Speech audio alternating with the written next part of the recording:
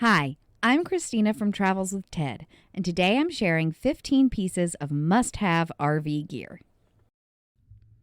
Let's start with holding tank gear. RV holding tanks hold water and waste from the kitchen and bathroom.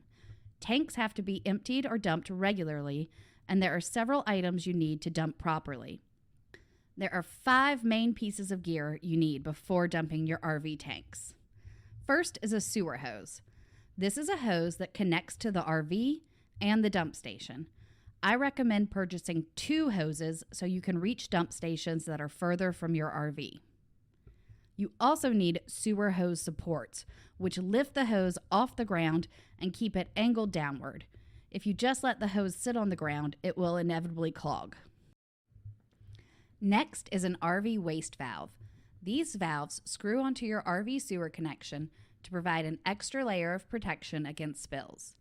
The valve can be closed before removing your sewer hose to prevent any excess black or gray water from leaking onto you or the ground. The 4th piece of tank gear is a reverse flush valve.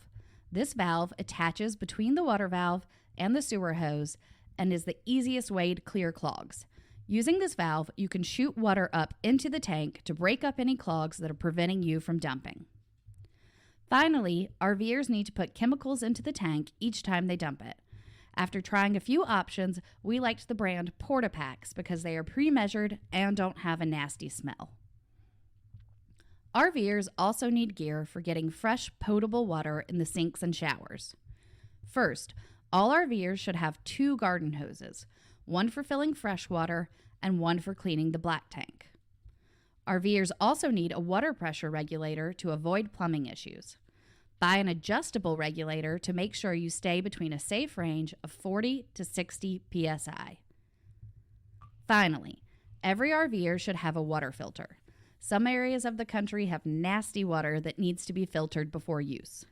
We use a Camco inline water filter to clean water coming into the RV, and a Travel Berkey water filter to clean all of our drinking water. Next up is safety gear. The first safety item is a surge protector. This will protect your electric cord and plugins.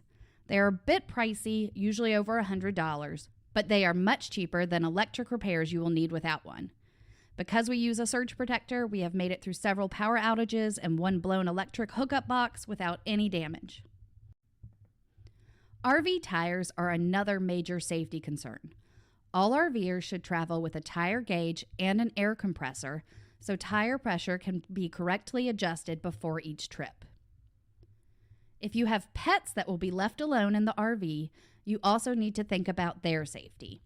A pet safety monitor will send a text alert if the RV interior reaches a preset temperature.